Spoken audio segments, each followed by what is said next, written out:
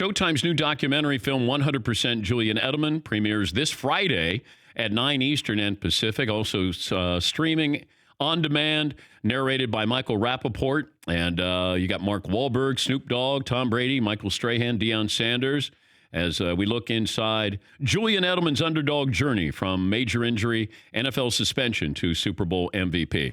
Julian, good morning. Let me start with that question. If you had the opportunity to be 6'3" or run a 4.3 40, which one would you take? 4.3. Yep, that's what I thought. What is your best time ever? 4.46. What do you run now? I don't know. I haven't ran a 40 in 11 years.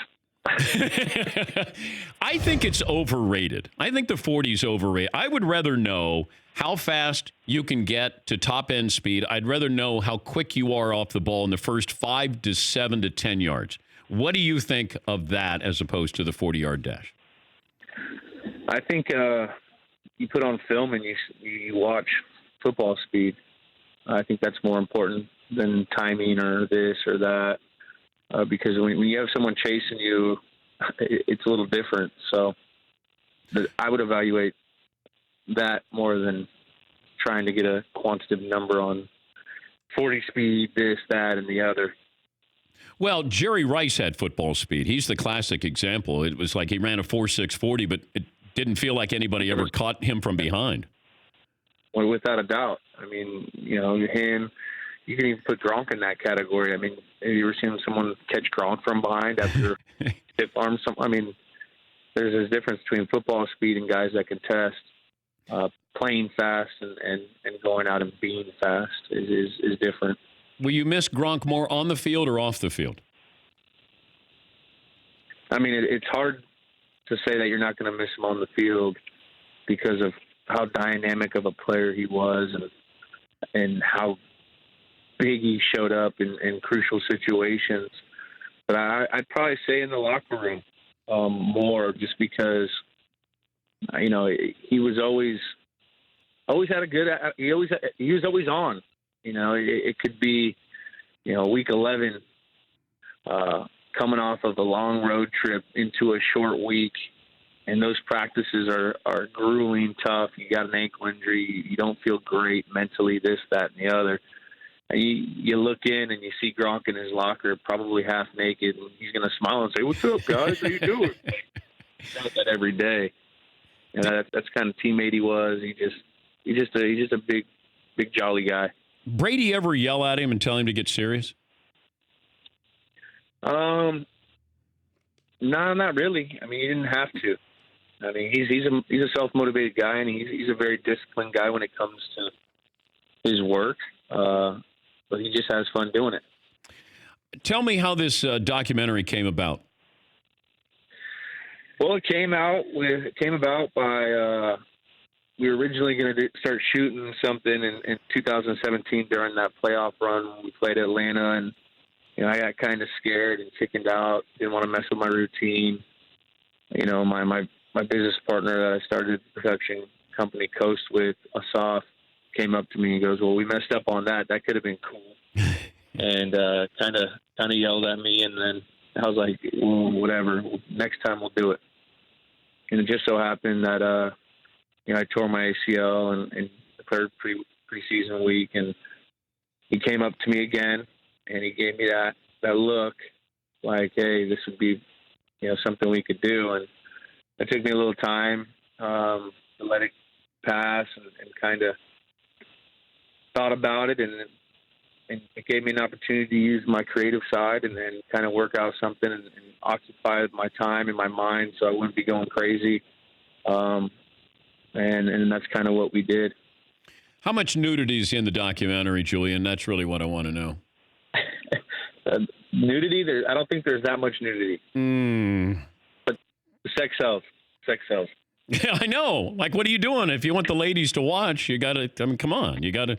There's a couple. We got a couple out there. Some tighty whities in there. What was the hardest thing to reveal during this documentary? I would say probably just kind of like the family matters going into after and watching and rewatching it, you kind of open up a lot, and you're telling a lot about yourself. That stuff it was kind of hard to see, but hard to watch for me. Not hard, but like it was uncomfortable at times. Just because it got kind of in depth with a lot of issues that I was going through, and that was probably the toughest part. But when you get suspended, are you angry? Are you embarrassed? Or like, how do you deal with that with the documentary? You're all of them. You're everything. You're thinking of all that, and then you have a regular life. You have a family. And then you have a profession that you're trying to, overcome a major injury, and you're dealing with all that. And it was definitely weird and tough. But I had some of my closer friends that were camera guys that knew when and when I was able to film without being too uncomfortable. Also, parenting. We've talked about when you had your daughter. How important was it to kind of show that side of you? I mean, that was awesome. Looking back on it, it's going to be something that I could always, in a cool way, have like a family video, and see some of the interactions of my daughter with me, my family, my father, my mother, my brother, and my sister, and other relatives. I mean, it's just something that was probably my favorite part of it, is kind of reliving that. Because as an athlete, you don't always get time to appreciate, everything that you have in your life. You're so caught up with the next year and what you got to do this year to get better, and training and reinventing yourself and adding things to your game. And sometimes to be able to sit back and watch that and see, the actual story, it was kind of refreshing, you know what I mean? He's Julian Edelman. The new documentary is 100% Julian Edelman. It premieres this Friday on Showtime at 9 Eastern and Pacific. You watch the Super Bowls? Have you gone back to watch them? Not so much. I mean, I watch like the cut-ups the day after we usually play, or sometimes even the night of, just to kind of see certain plays. But other than that, you get caught up in so many other things you don't really have time to, and you move on, honestly. So, what's the better catch, against Seattle or against Atlanta? Like, more important to you, if you were going to show one play that you made in your career, which one would you show?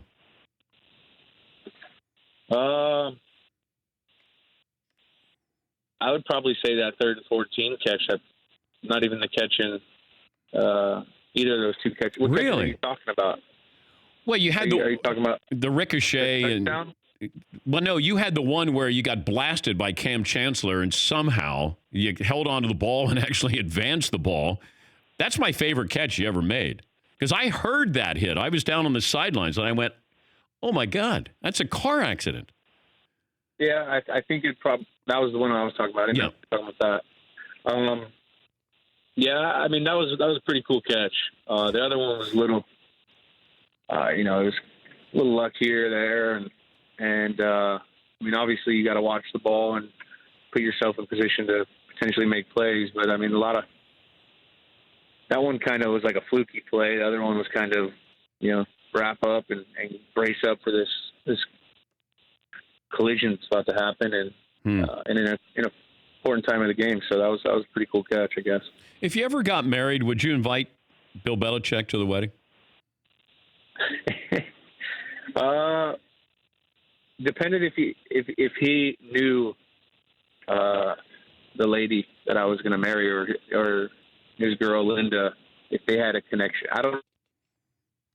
A lot of variables. Belichick strikes me as a good dancer. He might be a good guy to have there at the reception. Yeah, I don't know if I can fully agree with you on that one, on the dancing skills, but it would be awesome to have the reception. It'd be great. You get him and Brady out, because Brady can't dance. It'd be great. You get those guys out there on the dance floor. That'd be a lifelong memory. Yeah, but then you have Gronk out there. He'll take his shirt off. Who knows what happens? I mean, that could be a mess. I think that could be fun. That'll be the second part of the documentary. After you're done with football. By the way, who plays longer, you or Brady? I hope I do. But no guarantees though with Brady. There's no guarantees, and I'm honestly just focused on this year, and excited for this year, and excited for the process of going out and developing our team and learning our team and improving with our team and working. This is the start of each year. These kind of phases, they're all important, and I'm looking forward to enjoying that process. By the way, you guys want to take a guess how many tackles Julian Edelman has in his career? 115 game career. I'm asking guys on the other side of the glass here, Julian. Anybody want to take a guess? Know. You don't even know how many tackles you have, do you? I don't. Okay. I don't. All right, Paulie? I'll go 5. 5. Fritzy? I'm going to say 7. All right. Seaton? 12. McLovin? 9. I got you with 25 tackles in your 115 game career. Is that that's defense, special teams, and potentially interception? I think so. Tom never throws interceptions, though, Julian. So I don't know what you're talking about there. Tom never throws interceptions. That's exactly right. Exactly. Hey, good luck with the documentary. Hope to see you soon. Get you in studio again, and good luck, more importantly, with your daughter in the upcoming season. I appreciate it, Dan. I'm still always amazed on how great your voice sounds on radio. Thank you. It's perfect. My voice sounds like Brady looks.